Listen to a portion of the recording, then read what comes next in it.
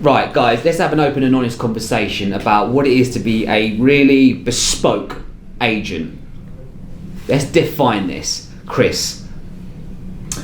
For me, it's simply about doing things very differently, adding huge personal touches, taking accountability for every transaction that you're instructed by a client to manage, because that's what it is. It's a project management cycle where people are buying into us as a brand, as a person, for someone who actually gives a damn about getting the end result, not for ourselves and our business and our client, not just to make a huge pipeline of business of 100 properties like, unfortunately, the corporates and a lot of the high street and online agents are trying to do. 100 plus in some of them. Absolutely, exactly. Yeah. We've all been there, but just making it completely personal and individual to every single client that we're working for. It literally is as simple as that. Taking the highlights of every individual property. What's the best thing about it? Because it's not going to be the same as the one next door or anything else that you've ever sold. Every property is different, therefore every approach needs to be different, and that's the beauty of what we do. Because it allows us to do that. We're not defined by a corporate model. We can do anything, any way that we need to do it, and that's the beauty about why it's working so well for us. Yeah, absolutely. I couldn't agree more. Neil? No, it's quite simply, it is a case of every client, every transaction is different, isn't it? So not being tedious, monotonous in write-ups and having all very generic. I think that's one thing that our clients in particular are loving at the moment, is the personal touch to each property. Even things like the seller's view in our write-up, it's not just a 3-bedroom semi-detached, it's we bought this house and we've grown up in it, or we've had a family grow up in this house, and it's just a more personable touch. So each property, each client, each transaction is different, and therefore you as an estate agent need to be bespoke to that, where you can cater their needs accordingly. I think just give you one example, like we do a thing called vendors views, right? And it's really just some of the vendors views I get are literally amazing, like how much detail, how much empathy they've got towards what they're writing, and how much like the personal touch. So rather than the generic proud to present this it's more like I absolutely love this, that like this was motivating, I had this Velux window and I used to sit there reading and it was so positive, and just things like that. I think it makes a big difference. Absolutely, right? And I think that's the seller having their input, which some people that are looking at their house to buy might be buying for the same reasons that those people bought X amount of years ago. Exactly. So, it's an emotional transaction, right? And we have to show empathy towards the owners. Some of the owners that I've worked with, they've been here 20 plus years. It's been a long time, a lot of their life. They don't know what they're doing at this stage. Yeah, exactly. So being able to put that bespoke personal touch on their property, and the fact that we manage every single part of the process,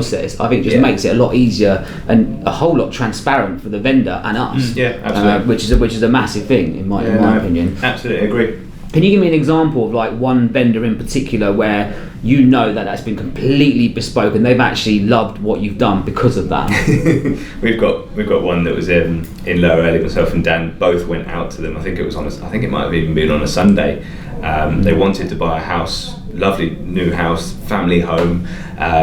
Interestingly, through another estate agent, and they contacted us to see what we could do. We went out and we both sat down with them, had a good chat with them, told them what we're doing, and they loved it. They loved our approach. They loved that it was the business owners that are sitting in front of them on a Sunday, I think it was, and talking to them. And let's face it, we know what we're talking about. Myself and Dan have got nearly 18 years experience in that area as estate agents. From there, it was quite simple. We set up a WhatsApp group with the sellers. We then communicated with them both over the next 24 hours. Massive. And just the input that we've constantly got. They contacted us to discuss the offer that they should be making through the other estate agent and how that process should be. They're not speaking to the estate agent themselves. Do you know what, on that, just a small tip, like I recently, I have one of my vendors, they've actually been there 21 years, so I'll use this as an example. They don't know about the buying process, they don't know how to speak to estate agents, they don't know how to make offers. So I openly said to them, look, whatever property you find, I'm happy to negotiate on your behalf, because I know your whole chain. I know every single position from the buyer, and I've done that for them, and they're almost over the line with it. And they're so happy for it, because they're just like, we don't know really what to say, and it's going to be there forever. Quite daunting. That's the thing. 100%, From a seller's point of view, or as they then turn into a buyer, them going out there and going into the open world and speaking to an estate agent, and let's face it, some of the estate agents out there can be pretty harsh and turn people away, and not the nicest mannerisms. It's just the lingo as well that estate agents sometimes use. It's really confusing, right? It doesn't really, to the general public, if you're not in that industry, you're not going to know some of the terminology. No, and I know some of them started to change and adapt, but it's still just this. There's this guard and this brick wall between the client and the agent. And it really doesn't need to be. I completely agree with all of that. I think it's also about just simply being approachable as well. You know, and I think like you say, Sanjay, you know, offering to do the negotiation part, which, you know, let's face it, I think, you know, a lot of people that haven't moved for a long time, as we've said, you know, it is daunting, and I think a lot of the, you know, certain types of estate agents are just coming across very unapproachable in terms of, you know, clients wanting to seek advice, and it's almost like, you know, they're on different sides. They're on different teams, and it shouldn't be like that. Or they're putting the agent out for asking a question. Absolutely. Some of them feel like they feel like they're annoying the estate agent. We've had people say that we don't want to irritate. They're getting paid to do a job. Let them do their job. Well, there you have it, guys. Chris, Neil, and myself, Sanjay. What a bespoke agent is like. I hope you guys enjoyed it.